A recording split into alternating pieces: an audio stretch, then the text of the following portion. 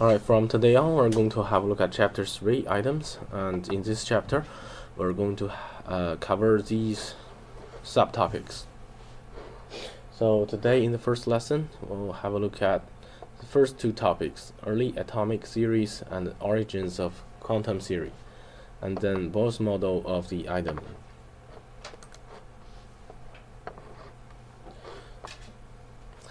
What is matter made of? People have wondered about the answer to this question for thousands of years. Around 460 BCE, the Greek philosopher Democritus speculated that matter is composed of elementary particles called atoms. However, it was not until thousands of years later, after collecting a lot of evidence and developing very complex technology, the scientists were able to state with some certainty that matter is composed of atoms. Recently, something very exciting happened. For the first time, scientists are able to see individual atoms through a special microscope called a scanning tunneling microscope, or STM. STM passes an extremely fine electrically charged needle over the surface of an object. Changes in the current through the needle indicate change in the distance between the surface and the needle. These changes indicate the bumps of atoms and the valleys between them. An STM image of the surface of graphite shows an orderly arrangement of carbon atoms, which is shown here in figure 1. So let's have a look at the early developments in atomic structure. To understand chemistry, it helps to be able to visualize matter at atomic level. Before the invention of the STM, scientists speculated that matter consists of individual atoms. When Democritus first suggested the existence of atoms, his ideas was based on intuition and reason, not experimentation. For the following 20 centuries, no convincing experimental evidence was available to support the existence of atoms. As new tools to experiment with matter were developed, our understanding of the structure of matter grew. In the late 1700s, French chemist Antonio Lavoisier and others used experimentation to gather the first accurate quantitative measurements of chemical reactions.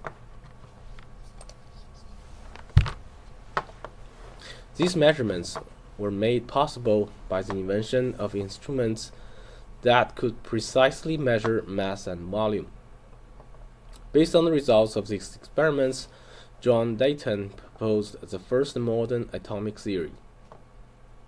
Elements consist of atoms, which cannot be created, destroyed, or divided, and atoms of the same element have identical size, mass, and other properties. Dalton's theory, although simple, has stood the test of time extremely well. In the past 200 years, a great deal of experimental evidence has accumulated to support atomic theory.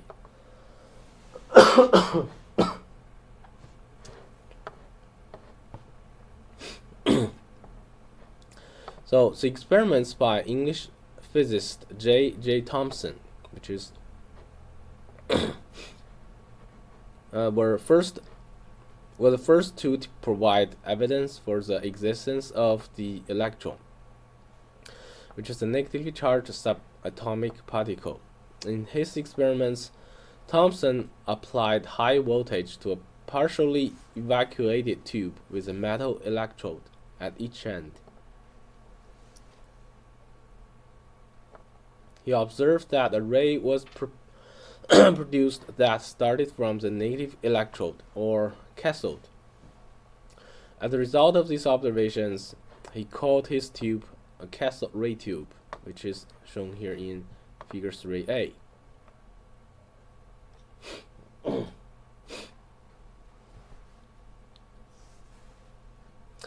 Thomson also observed that the negative pole of an applied electric field repelled the ray, which is shown here in figure 3b. He explained these observations by hypothesizing that the ray was composed of a stream of negatively charged particles, which we now know to be electrons. By measuring the deflection of the beam of electrons in the magnetic field, Thomson were able to determine the charge-to-mass ratio of an electron using the formula E over m equals negative 1.76 times 10 to the power of 8 coulombs per gram, where E represents the charge on the electron in coulombs, represented by letter C, and m represents the electron mass in grams. Unit is grams. So one of Thomson's goals in his cathode ray tube experiments was to understand the structure of the atom. He reasoned that since electrons could be produced from electrodes made of various metals, all atoms must contain electrons. Since atoms are electrically neutral, Thomson further reasoned that atoms must also contain a positive charge. Thomson postulated that an atom consists of a diffuse cloud of positive charge with negatively charged electrons embedded randomly in it. This model is sometimes called blueberry muffin model. The electrons are analogous to negatively charged blueberries dispersed in a positively charged muffin, this concept is shown here in figure 4. According to Thomson's model, electrons are randomly embedded in the cloud of positive charge. And Thomson's model of atom is sometimes called blueberry muffin model. In this model, electrons are represented by the blueberries, which is shown here in figure B.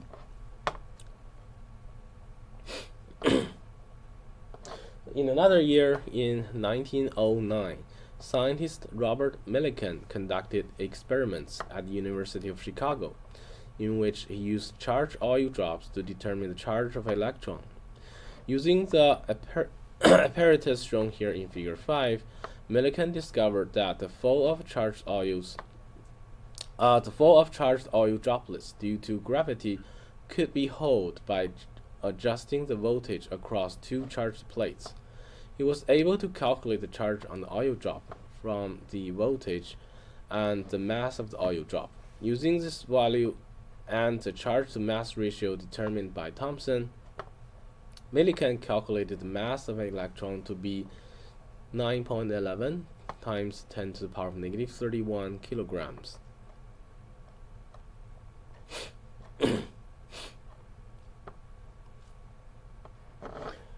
In the late 19th century, scientists discovered that certain elements emit high levels of energy. In 1896, French scientist Henri Becquerel found that in the absence of light, a piece of mineral containing uranium produces an image on a photographic plate. He attributed his phenomenon to uranium atoms spontaneously emitting radiation, energy, particles, or waves that travel through space or substances. Elements that emit radiation are said to be radioactive. Today, we know that radioactivity is a spontaneous decay of nucleus of an atom. This idea was first proposed by Ernest Rutherford, which is shown here in figure 6 on the right. Rutherford showed that radioactivity resulted from disintegration of atoms. He also discovered that alpha particle are named beta particle and gamma ray, which is shown here in table 1. You can have a look at this after this class. So next, let's have a look at Rutherford's model of the atom. In 1911, Rutherford carried out a series of experiments to look for evidence in support of Thomson's blueberry muffin model of the atom. Rutherford devised the experiments in which positively charged alpha particles were fired at a thin sheet of gold foil. He hypothesized that if Thomas' model was accurate, the massive alpha particles should break through the thin foil like bullets through paper, with only minor deflections, which is shown here. This concept is shown here in figure 7.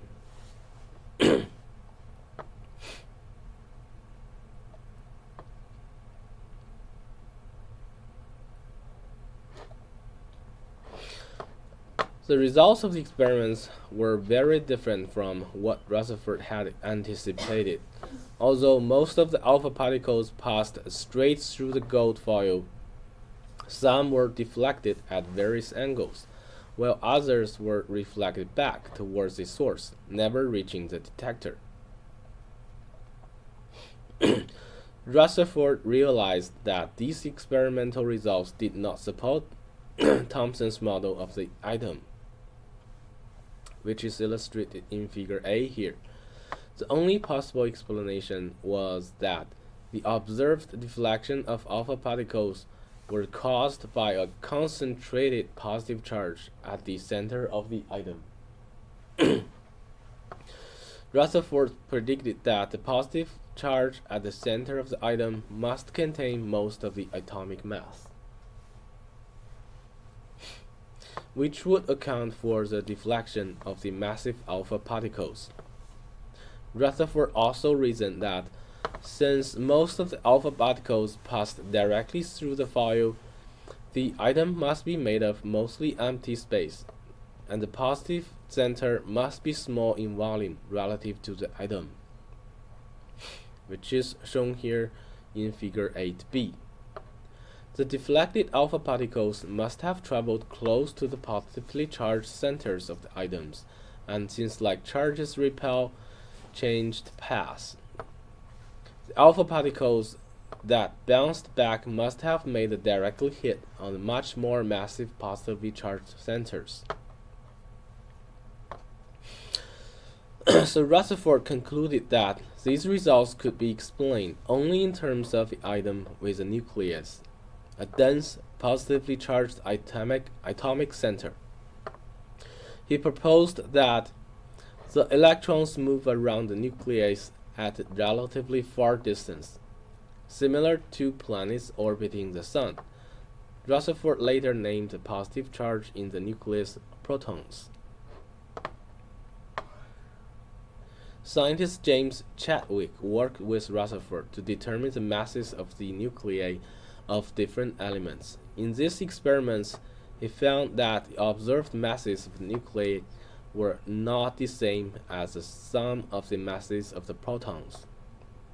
Chadwick concluded that a nucleus must contain not only positively charged protons, but also neutral particles, called neutrons.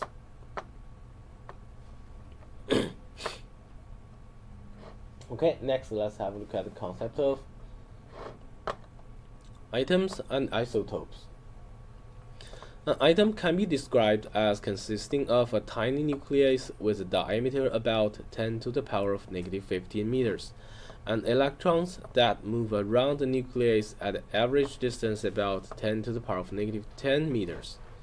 The nucleus is very small compared to the overall size of the atom. For example, if an atom were the size of a sports stadium, the nucleus would be about the size of a ball bearing. However, nuclear material is so dense that a ball bearing sized piece would have a mass of 226 million tons. The nucleus of an atom contains protons, which have a positive charge equal in magnitude to the negative charge of an electron, and neutrons, which have virtually the same mass as a proton but no charge. So you can have a look at table 2 here, which summarizes the masses and charges of electron, proton, and neutron.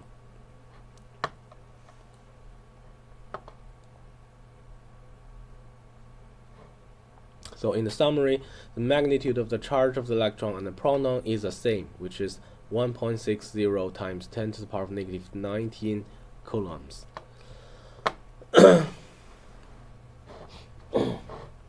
So if all atoms are composed of these same particles.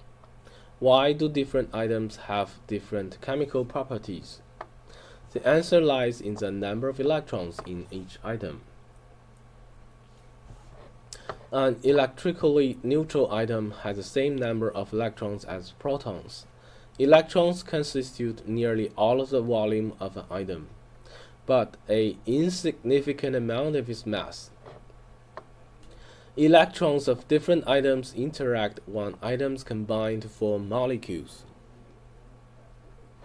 The number of electrons in an item and their arrangement determine the chemical behavior of the item. Neutron items of different elements have unique numbers of protons and electrons, and therefore different chemical properties. So what kind of items of a certain element radioactive? You know that a neutron item, by definition, has an equal number of protons and electrons in its nucleus. However, the number of neutrons in a neutral item can differ.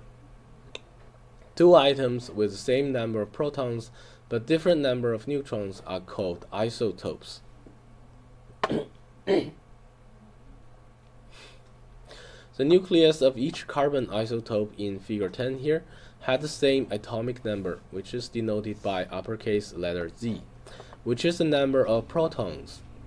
However, each nucleus has a different mass number A, which is the total number of protons and neutrons. So the symbols for these two isotopes are written as C12.6 and C14.6. Note that the atomic number is written as a subscript and the mass number is written as a superscript. These carbon isotopes can also be written as carbon 12 or C12 and carbon 14 or C14. Isotopes have almost identical chemical properties because they have the same number of electrons and protons. In nature, most elements contain mixtures of isotopes. In addition to occurrence in nature, radioisotopes can be synthesized from certain elements.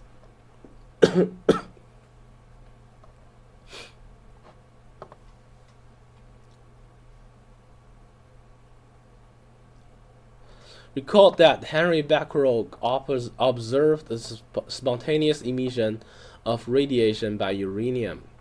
When the nuclei of isotopes are unstable, as is the case for some uranium isotopes, they are radioactive and are called radioisotopes. A radioisotope is an isotope with an unstable nucleus, meaning that the nucleus decays and emits radioactive gamma rays and or subatomic particles. Scientists and engineers use the radiation emitted by radioisotopes in many applications, including carbon dating, nuclear energy, and medicine. For example, carbon-14 is used in archaeological dating.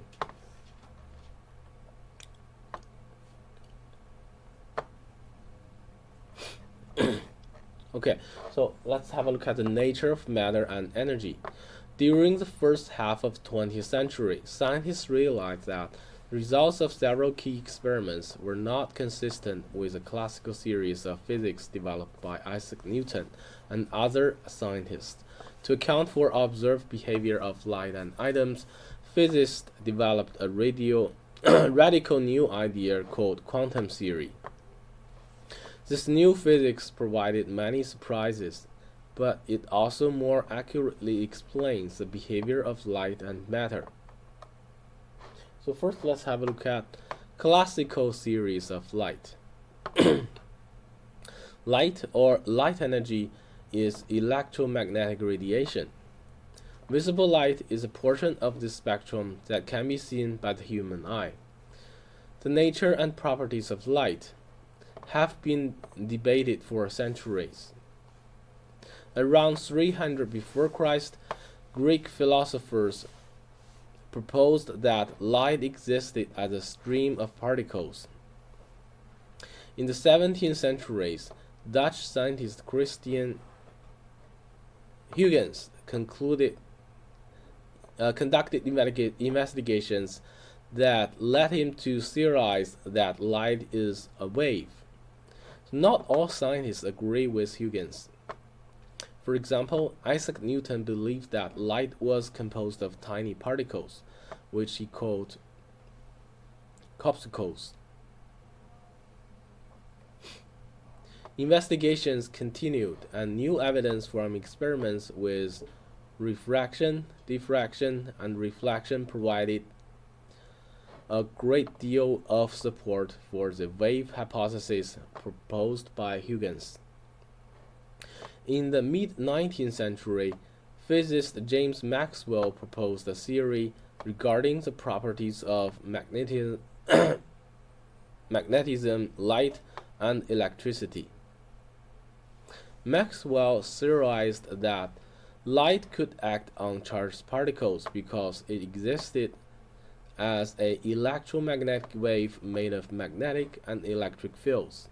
Over time, Maxwell's electromagnetic wave theory gained wide acceptance and came to be the classical theory of light.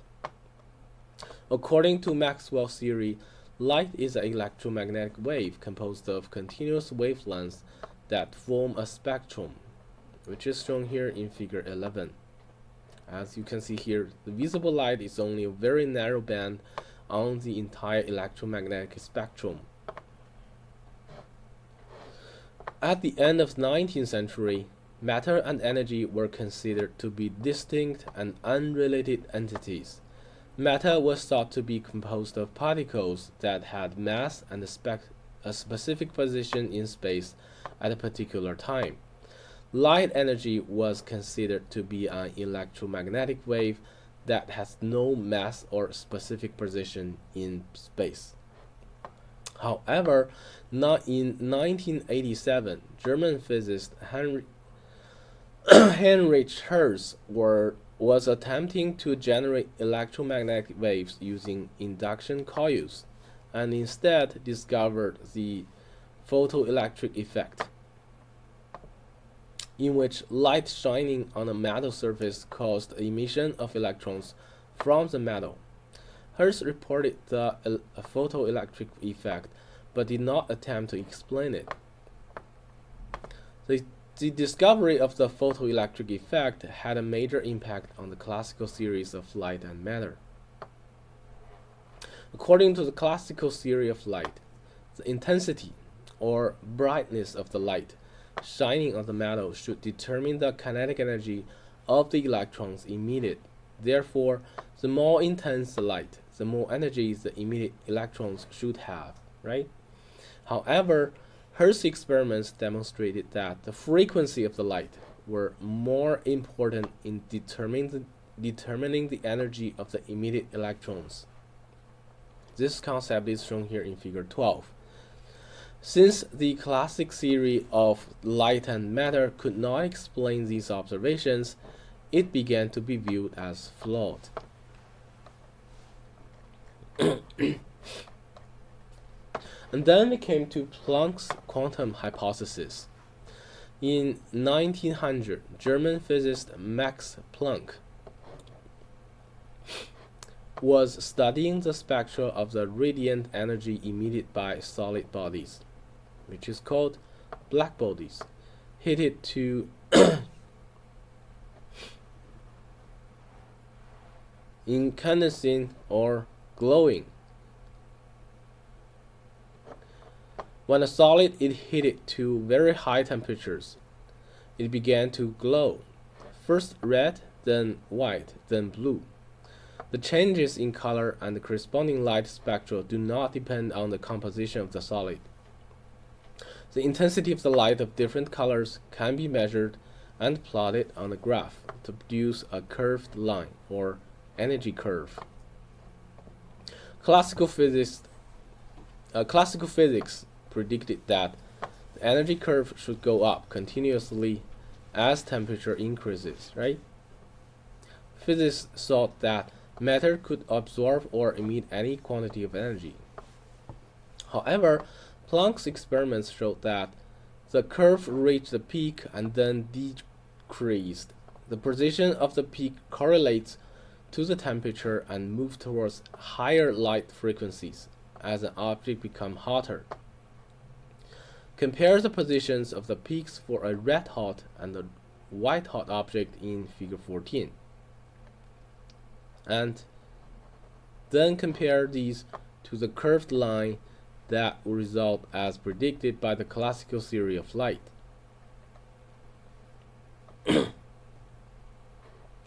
Planck accounted for the unexpected results of his heating experiments by postulating that matter can gain or lose energy, E, only in whole number multiples, according to the equation E equals NHF, where n is an integer, such as 1, 2, 3, 4, and so on. F is the frequency of the radiation, and H is Planck's constant. Planck's constant is constants of nature and has a value of 6.63 times 10 to the power of negative 34 joules second. Planck knew that radiation was emitted as items vibrated back and forth, or oscillated. He hypothesized that the energies from the oscillating items in the heated object were multiples of a small quantity of energy.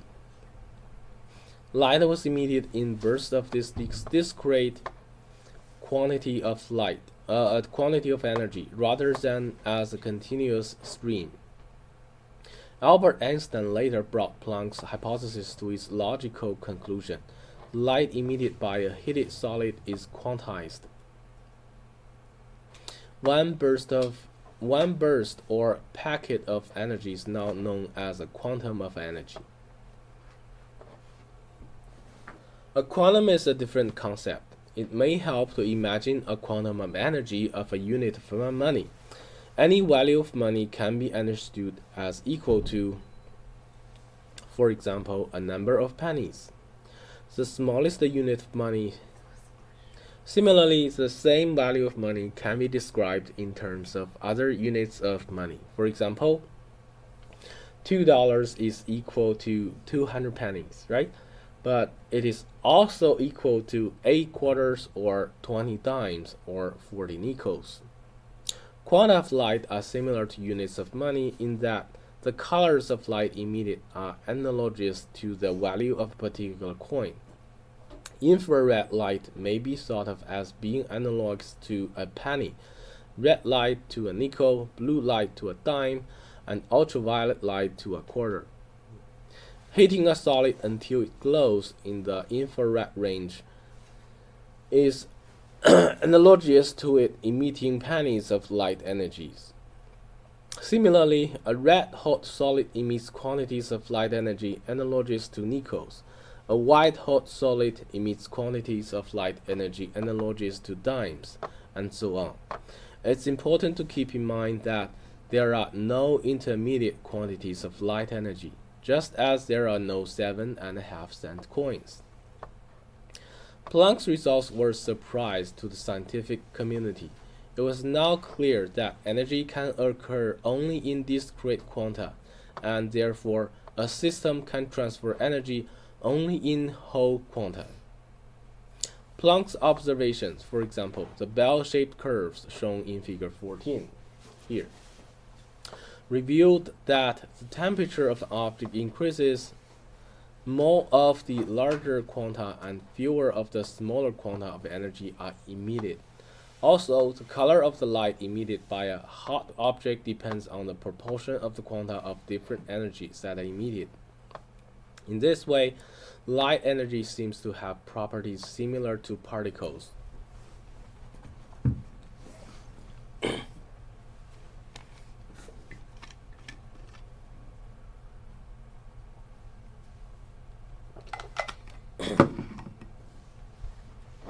Okay, next concept of photons.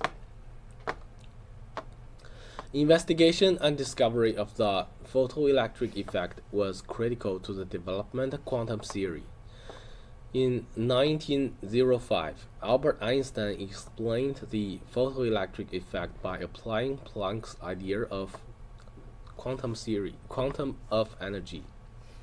Einstein suggested that electromagnetic radiation could be viewed as a stream of particles called photons. A photon is a unit of light energy. Einstein proposed that an electron was emitted from the surface of the metal because the photon collided with the electron. During the collision, the energy of the photon transferred to the electron. Some of the transferred energy caused the electron to break away from the atom, and the rest was converted to kinetic energy. To free an electron from the atom requires energy from a minimum of one photon. An electron stays in place because of electrostatic forces. If a single electron absorbs a single photon with the right quantity of energy, the electron can escape the metal surface.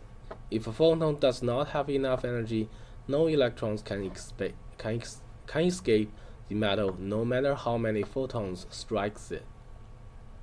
The kinetic energy of the ejected electrons depends on the frequency of the light used.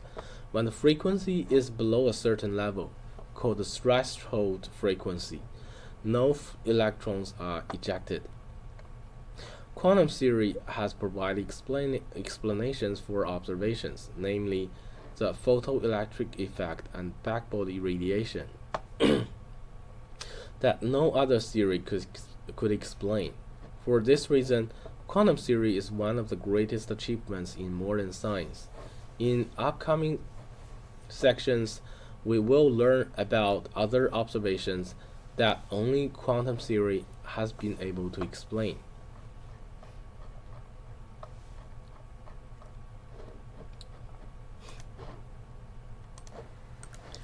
Okay, next let's have a look at the second part of today's lesson, Bohr's model of the atom.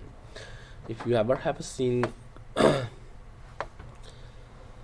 fireworks display, then you have experienced a fantastic example of chemistry in action. The different colors that appear in fireworks arise when electrons in atoms of various chemicals become excited by absorbing electrical or thermal energy,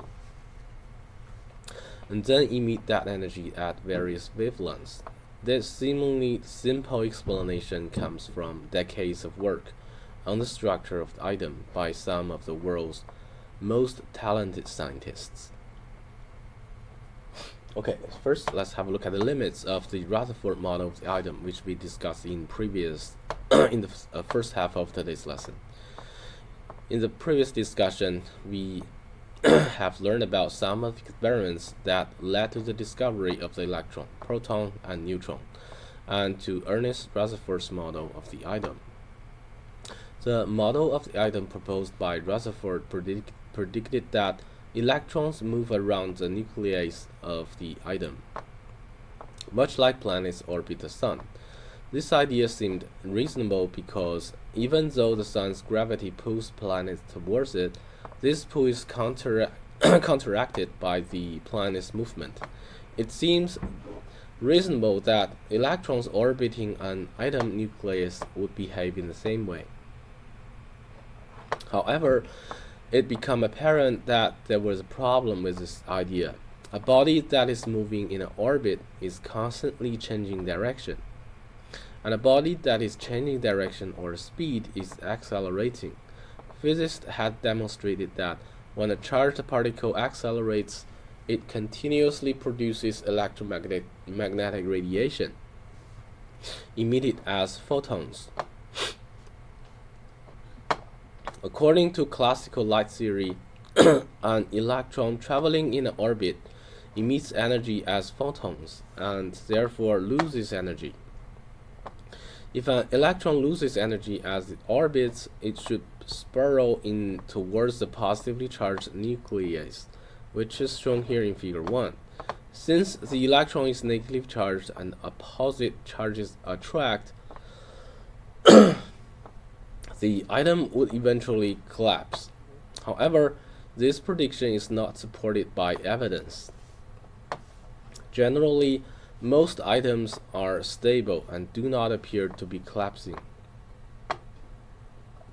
This suggests that, although electrons are constantly moving, they do not lose energy. Rutherford model, therefore, is not able to explain the stability of items.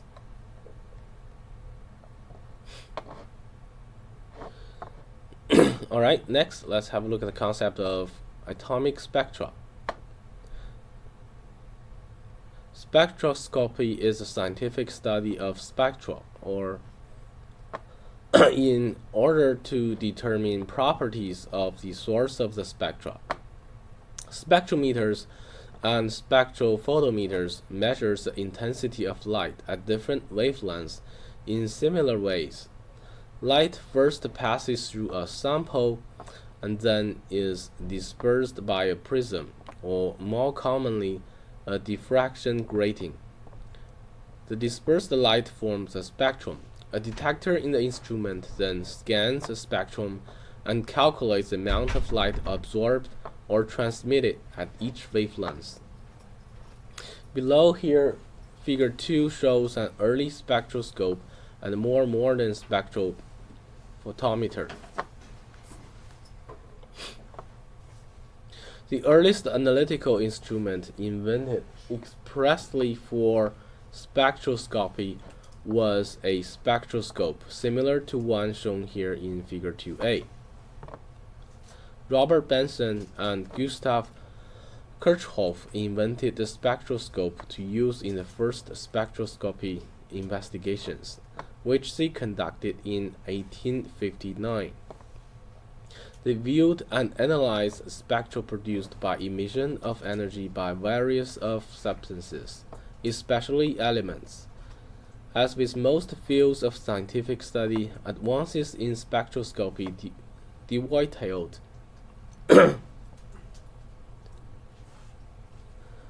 with advances in technology. Investigations of light emitted from excited substances led to further developments in atomic theory.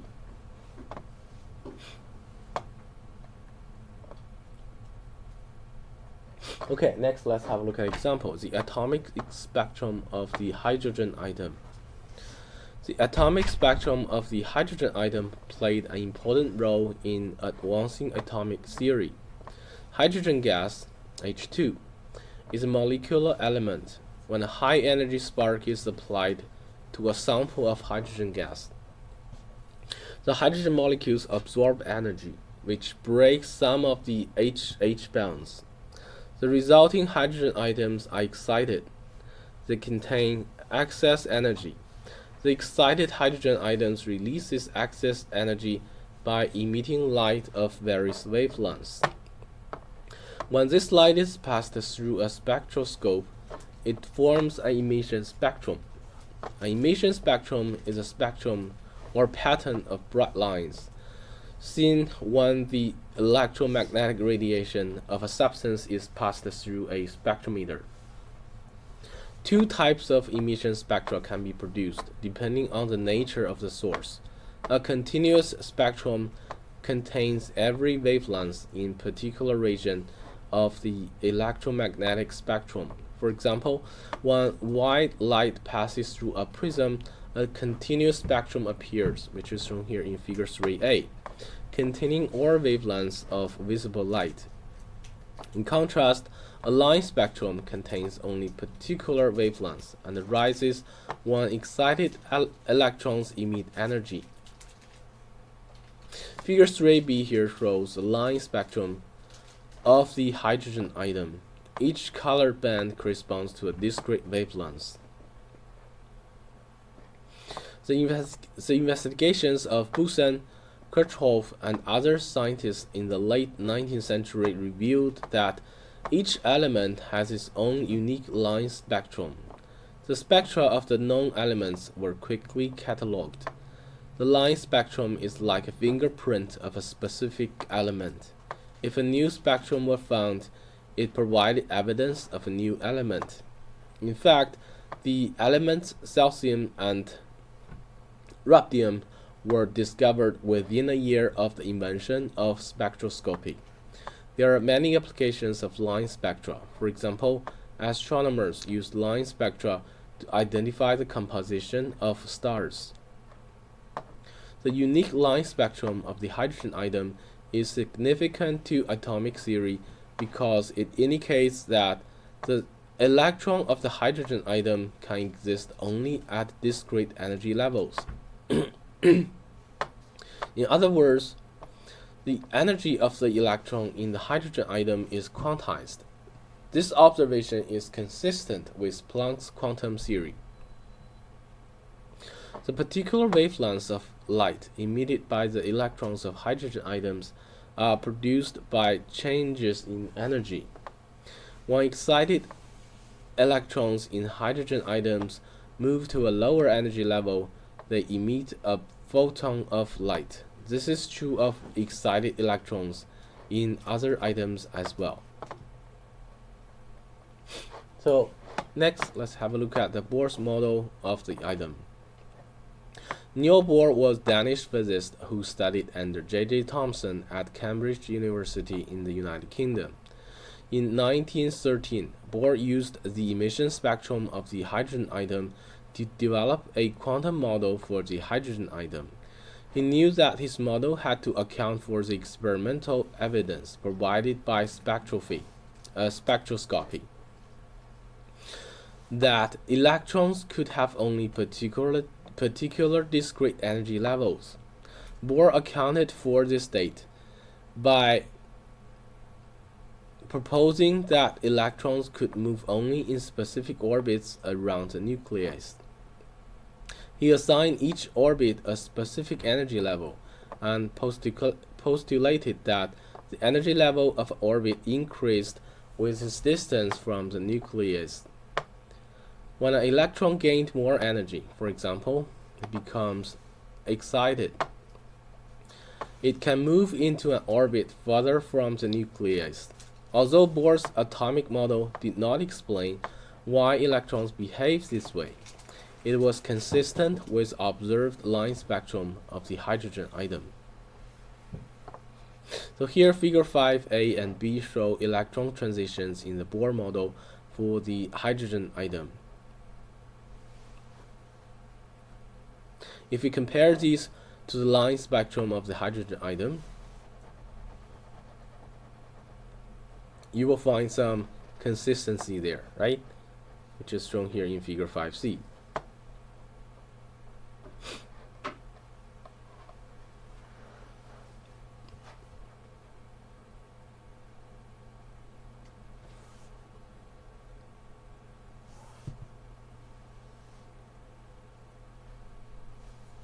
So, to help us understand how the orbits in the Bohr's model relate to the line spectrum of the hydrogen atom, we could imagine a ball sitting on a staircase.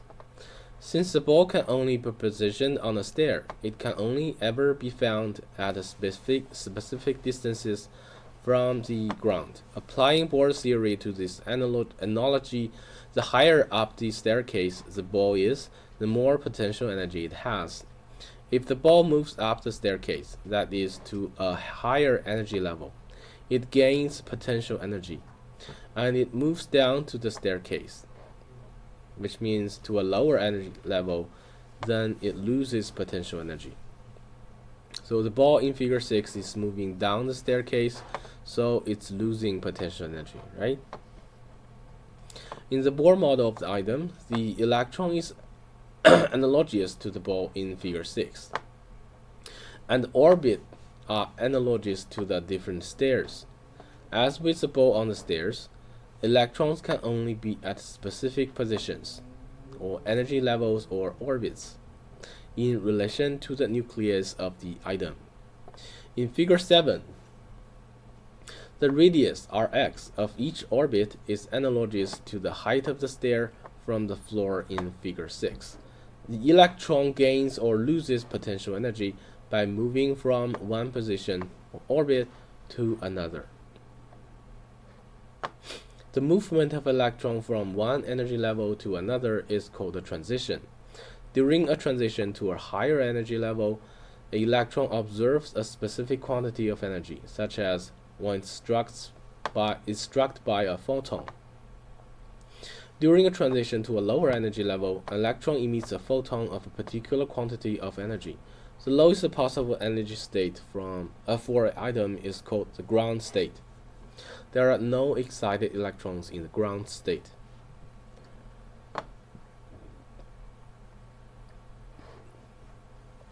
Recall that in Bohr-Rutherford diagram, the numbers of protons P+, and the neutrons N0 are noted in nucleus.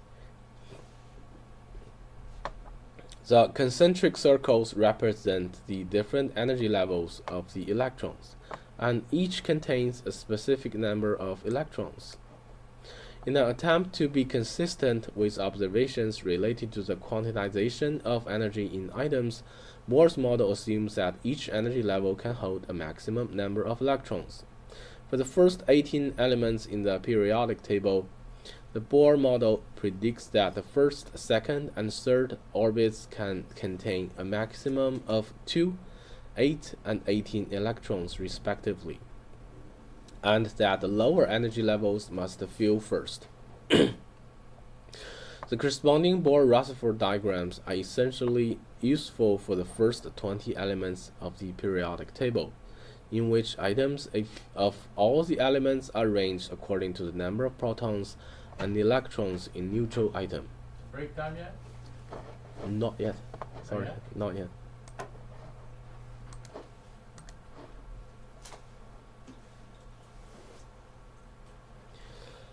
But beyond the first two elements, however, the Bohr-Rutherford diagrams become too cumbersome to be useful.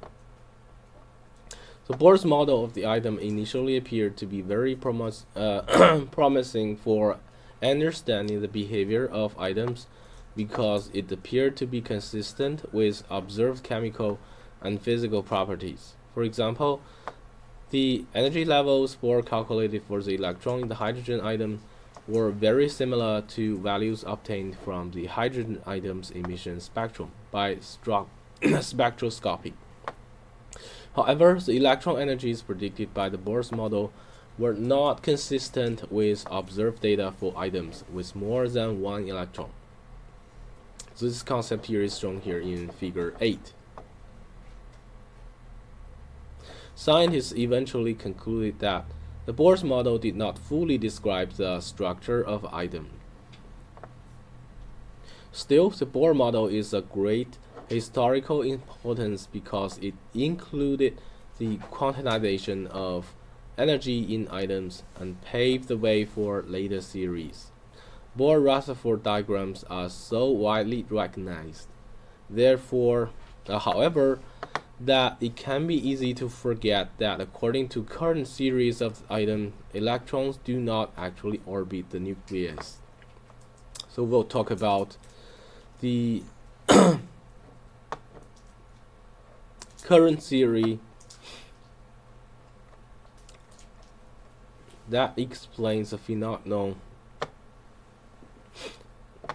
by orbitals in our next few sessions, okay? And we'll also talk about the difference between orbits and orbitals. Okay, so this is pretty much about today's lesson. And remember to complete today's homework and submit before the deadline to Google Classroom. Okay, I'll see you next time.